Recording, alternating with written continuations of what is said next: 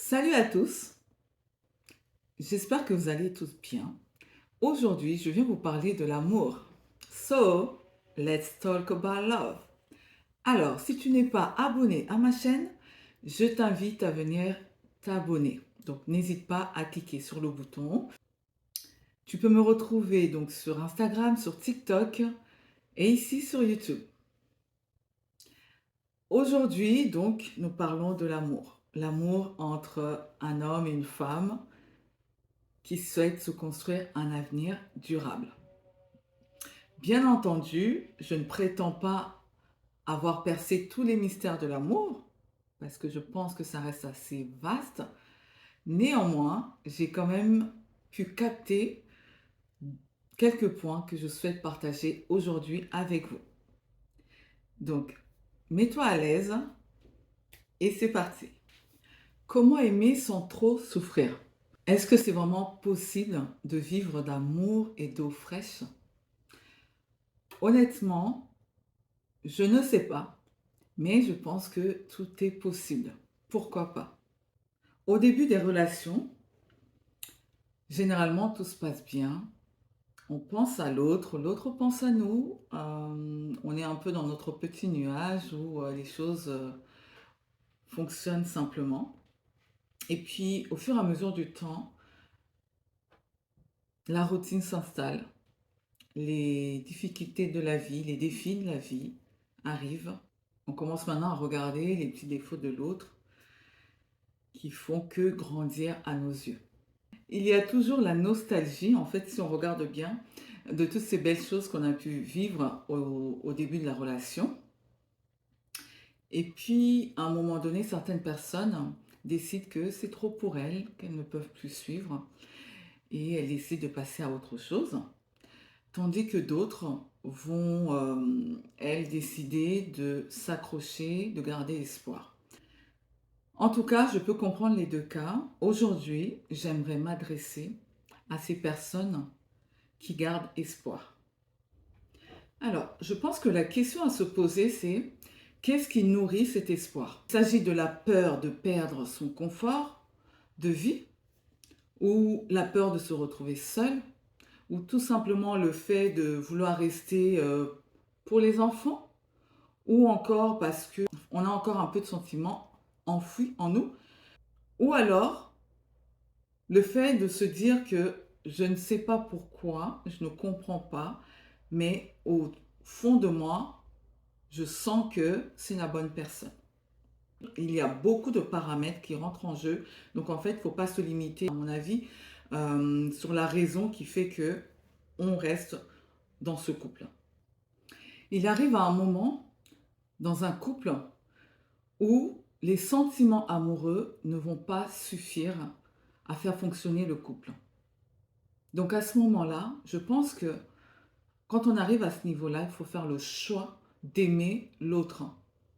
D'aimer l'autre pour qui il est, pour qui elle est.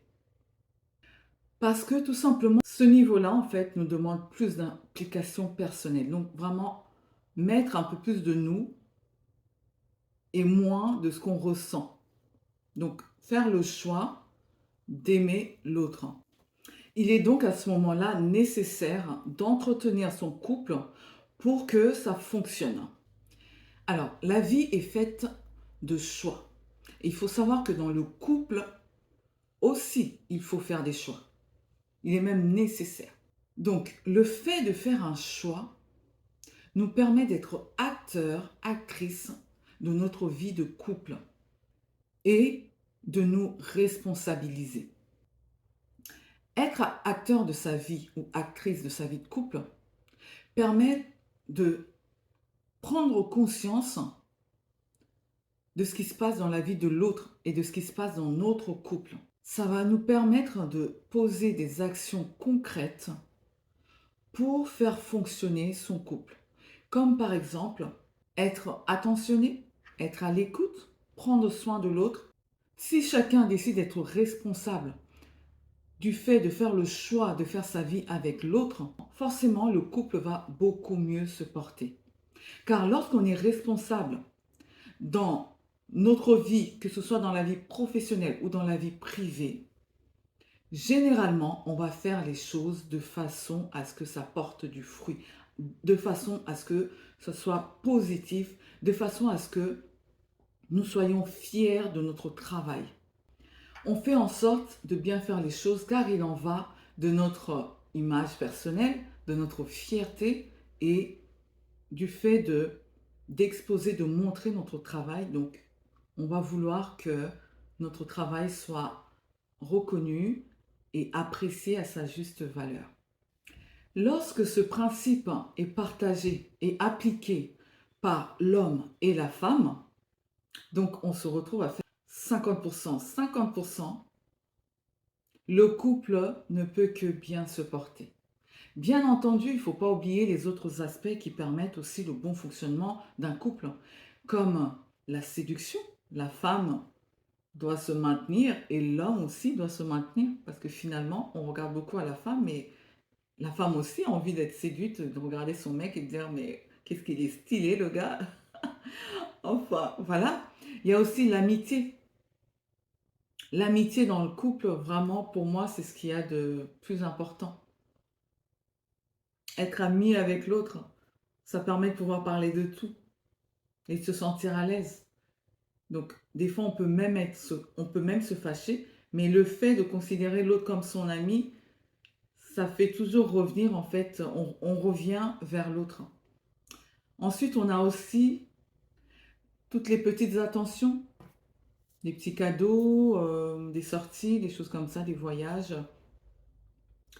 Et pour finir, les projets en commun. Parce que les projets permettent de porter aussi le couple et d'avoir une vision commune. Donc, ça aide beaucoup. Voilà. Bah écoute, j'espère que cette vidéo, franchement, t'aura plu et que tu as pu en tirer des petites pépites pour pouvoir t'aider dans ta vie de couple. N'hésite surtout pas à la partager pour aider aussi les autres à pouvoir travailler sur leur couple. Voilà. Bah écoute, je te dis à très vite, mais avant ça, n'oublie pas de liker et de t'abonner. À bientôt. Ciao.